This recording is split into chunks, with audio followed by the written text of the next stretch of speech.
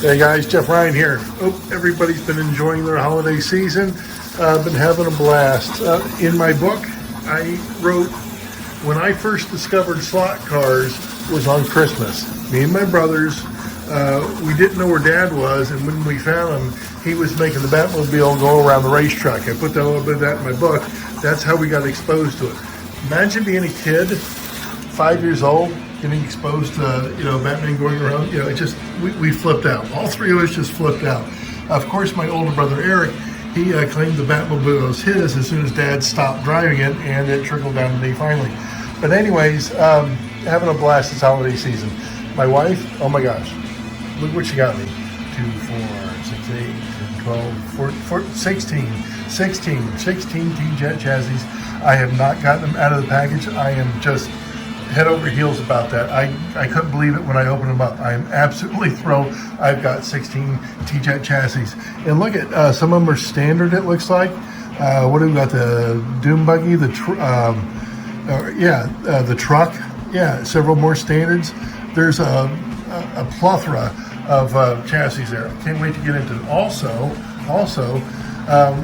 I just dived into it just a second ago. The Oldsmobile, look at that, guys. Wow. Is that not clean looking? That's right out of the package. That's right out of the package. I just tore the chassis apart. I touched it to the transformer. It sounded like it needed oil, but it didn't sound like it was going as fast or as properly as it should. So I just took the brushes out. I cleaned the brushes. I'm gonna check the brush spring tension there and see if it's gonna need the front one or the back one. I'm gonna check that in just a sec. All right. Here we go. I reassembled it, and now I've got it disassembled again. Here's what I did to check to see if it was the front brush spring or if it was the back one. When it was together, I held it up against the transformer, and then with a very, very fine screwdriver over there, I touched on the front brush spring and the back brush spring. When I touched on the front brush spring, it made the engine go faster. Okay, it went a little bit faster. So I'm going to poke down on it a little bit from the underneath side and see if I can get that straightened out.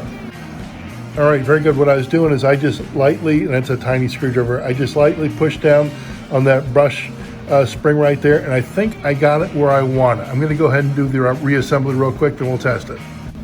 Okay, here's what I do. I got the chassis together. I'm going to touch it to the shoes to the transformer, and when I just touch it lightly like that with that little screwdriver, if it increases the speed, the sound of it, no.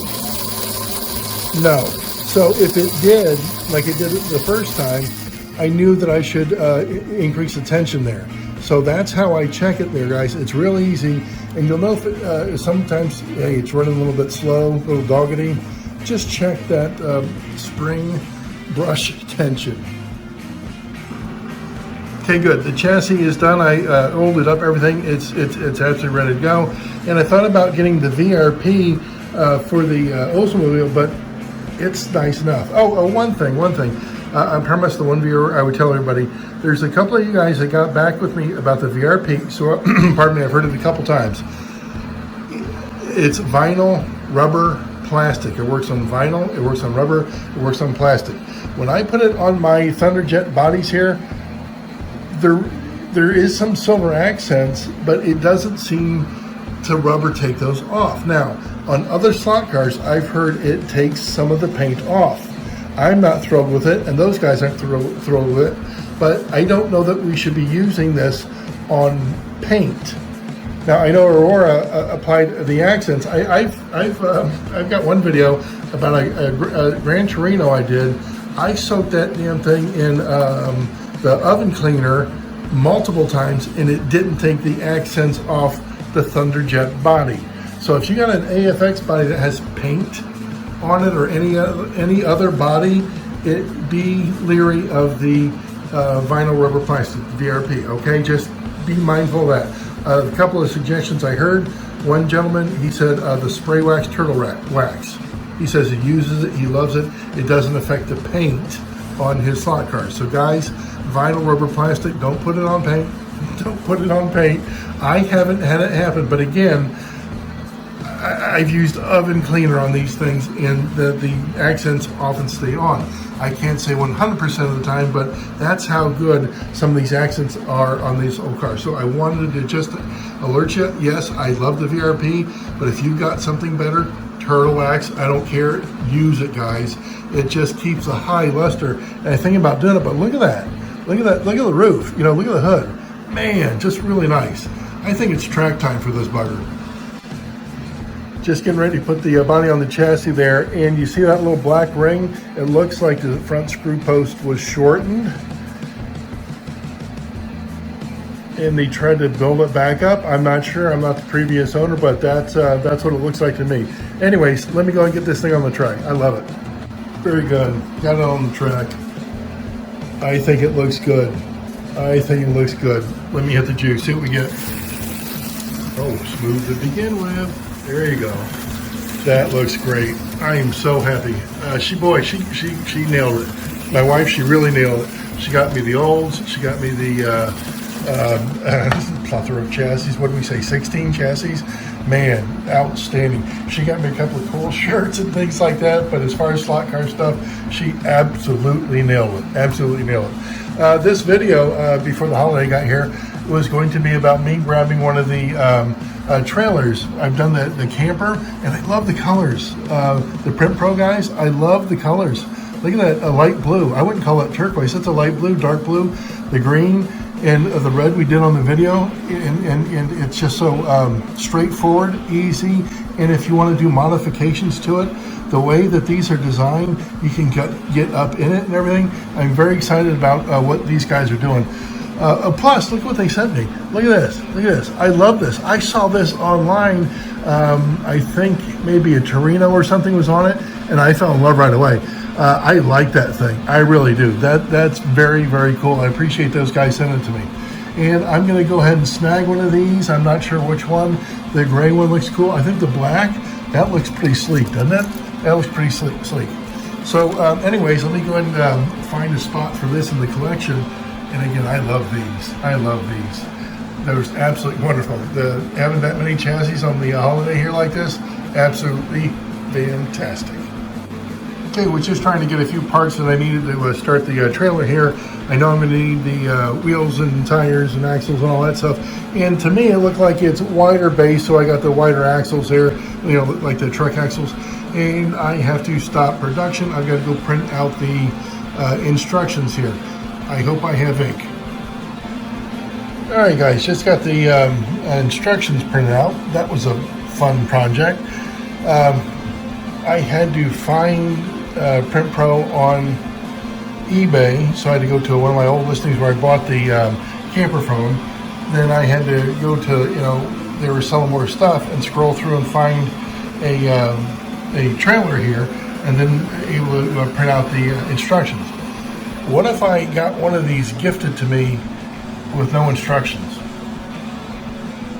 I'm going to make a hard play for send instructions with your pieces, guys. What are we talking about? A couple of ink cartridges and get a couple reams of paper. Now you have 1,000 sets of instructions. I would highly recommend doing that. Other than that, I think we're good to go. Let me just go ahead and make sure I got everything we need here. There's a small part list up top. All right away, this got my attention. Step 3 over here, it looks like. We're cutting axles. I thought we had to use maybe the wider axle. I was guessing. I didn't have instructions. I was guessing, so they just looked a little bit wider. Now it looks like we're going to have to cut some axles. All right, let me go ahead and get some smaller axles. All right, guys, I just further read the instructions a little bit. Now I'm on the fence. You have to sacrifice 4 standard TJAD axles. I'm not talking about you can reuse them. You got to cut these things in order to get this trailer working. I'm kind of on the fence with that. I'm going to further read the instructions, but that's what it sounds like you got to do. So if you're going to get one of the trailers, be willing to sacrifice 4 standard TJAD axles. I'm wondering if they could, if the Print Pro guys could get like a piece of tubing that would be the same diameter as this. Yeah, I know they make it. And then send that with it so we don't have to cut axles. Just a suggestion. Let me go ahead and finish reading the instructions. All right, once again, I'm on the fence with it. I wish the Print Pro guys would send us a piece of metal there that would duplicate or replicate the axles there, rather than using 4 standard T-Jet axles that are 60 years old. So I'm on the fence with this, guys. What I'm going to do is I'm going to order some axles, probably from Rather Boring on eBay, and probably use those. I'll probably use those. So for right now, I'm liking the trailer. I'm liking it. I wish they would have found a different way to have us not cut axles. You know, that's my only caution so far. So we're ready. Motorcycle just went by. We're ready for. We got the instructions. We're ready for assembly. But I'm gonna again order some axles. Wait for them to come in before I chop those up. All right, guys, hope you enjoyed the video. Once again, I hope everybody has had a wonderful holiday season. Thank you. See ya.